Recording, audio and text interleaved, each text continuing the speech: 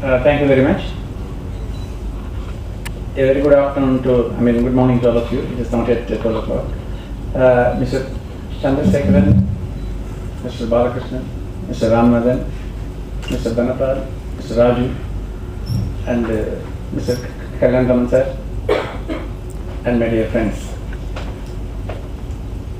The privilege and honor is mine that I am here in front of you to share a few thoughts on the book, as well as on the function and the person who has authored the book.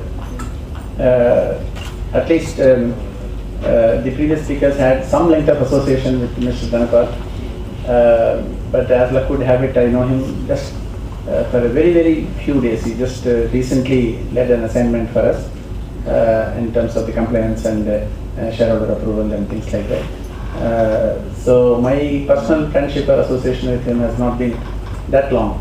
But I think it is the quality of association rather than the quantity of association that matters. So in the short time that I know him as a very simple and humble person. And he has taken up some assignment which is very rare in human endeavor, because there are only few things that you can give and still keep with you, right? You give any material object, it's gone from you, it's gone to the other person. But he has tried to share the knowledge in the form of writing books and disseminating information. So he still has the knowledge, and he has given it to others who will also have the same knowledge. So in that sense, it's a very, very noble cause and a noble job that he has been doing. You see, if you look at the evolution of industry and the requirements, definitions have changed enormously over a period of time. When I started the company, the definition of HR, for example, was just to recruit people and settle their accounts, handle unions, pay them salaries, that's it. That's not the definition today of HR, right? HR is human resources management. They must understand the entire vision of the company. They should articulate to the prospective employees as well as the present employees. They should give a career path.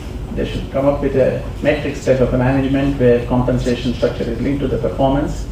They should lead the organization as much as it is technically led. It has to be a kind of a people-led organization. So the definition has changed. Similarly, in finance, just arranging money, taking a loan, or putting your own money and starting a business was finance. Now that is not the case. There are so many instruments, so many regulations, so much of internationalization that has happened in fundraising and accountability, right? In management and ownership, things have changed. It is no longer irrespective of who puts in the money, as long as you are a public company and you have taken money from public sources, your accountability has enormously changed compared to what it was 20, 30 years ago. The kind of a personal fiefdom that people used to exhibit and enjoy as if everything is owned by them, that ownership definition itself has changed. It is owned by the masses, it is owned by the people. Even if just holding one share is owner of the company, right? So that definition has changed. Similarly, the compliance definition also has changed, right? What is the meaning of compliance? What was the meaning of compliance 20 years ago? It's not the meaning of compliance today, because just meeting a legal requirement was considered compliance. Now that is not the case. There is so much of responsibility and accountability to be compliant with what is considered appropriate. That is the definition that has changed now. It is not dictated by any act or rules. What is perceived by the people as correct is the compliance, right?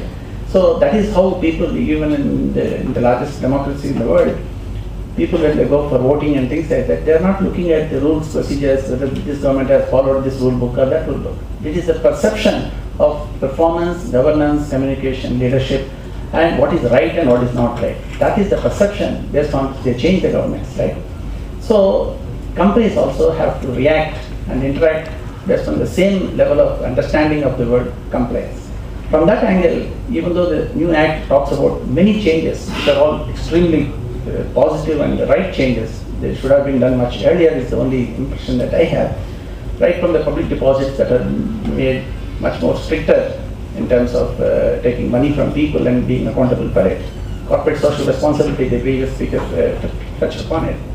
It has become a very important part of our doing something for this society. There are companies and individuals and groups who do these things anyway, but when it is ordained by law and goaded by the practitioners to implement that responsibility becomes even more in the minds of the managers of the company.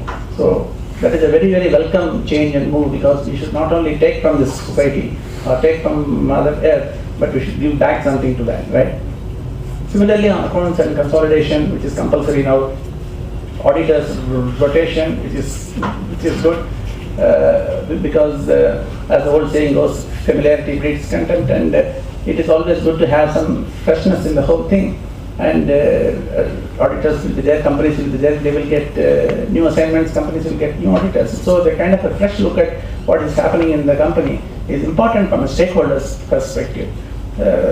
And this women directorship, I mean, at least one woman has to be a director on the board, and the key management personnel getting that role getting expanded is a very, very welcome move, because gone are the days where the managing director or the chairman is the only one who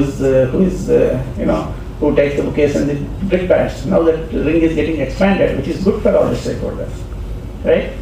Similarly, secretarial audit is a must now, which is a very welcome move, especially from a company secretary's point of view, because based on certain threshold levels, the complaints from different angles, like cost accountants see the cost audit part of it, secretarial audit, chartered accountants look at the financial audit. So these kinds of things and various committees and other things that are there is extremely useful, and this kind of an act, even if it is not there, I would say that the companies should be practicing those things even when it is not there. That's the kind of level of compliance and awareness that industry and fellow industrialists and also the budding entrepreneurs and students and managers have to keep in mind, because when India is changing and we are getting much more international, and so many things are happening in the world, it is our duty to step up on our own instead of being forced by law. But at least there is a beginning.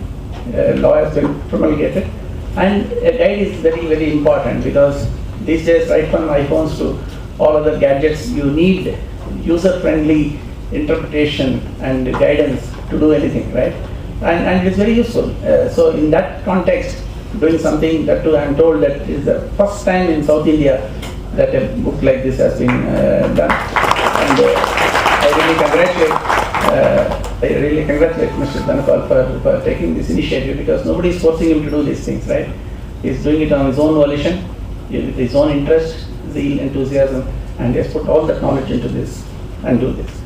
And not only just writing a book and distributing or selling it, or not only having the act with us, it is implementation that is the key, right? So I said that we should go one step ahead, and what is not prescribed in law also, we should try and implement in terms of the perception of what is right for the humankind, what is right for this society, what is right for the industry, and what is right for the governance and compliance.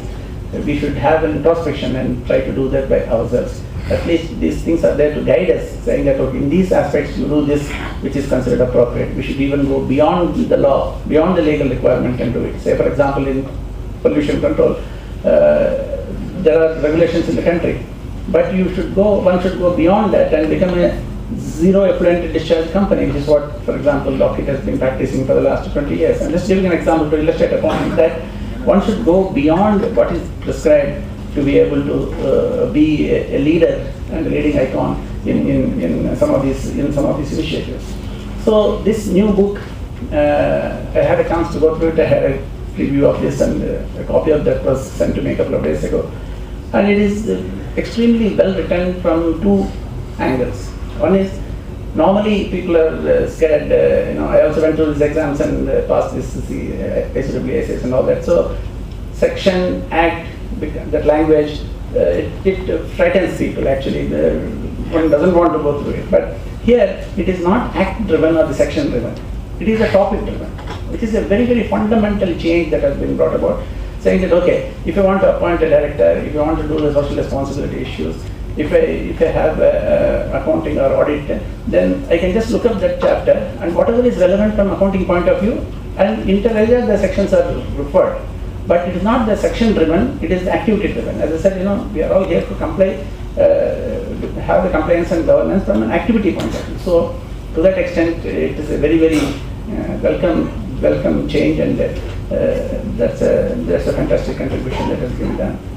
And the second aspect of that book is that it is written in a very simple, user-friendly, understandable, common language, not a legal language, which is a very welcome thing, because it's very difficult to interpret and understand the legal words, as someone said, or and other things, we get confused about those things. So from language point of view and from content and leading to a particular answer point of view, the book is fantastic.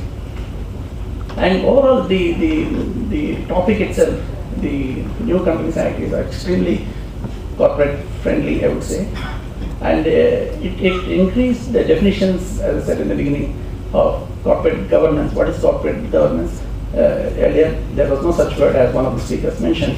It was only the central government, now it is corporate governance. So it has increased the level of corporate governance, increased transparency, increased accountability, and more importantly, it is protecting the investors and protecting the common person who participates in the success and growth of the company.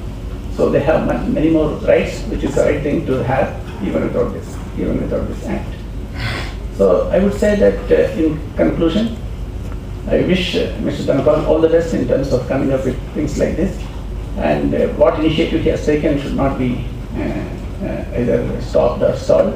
I'm sure that he will come out with many more books for the benefit of not only the audience here, but also the industry and budding entrepreneurs and students. So I wish you all the best, and thank you for giving me the opportunity to say.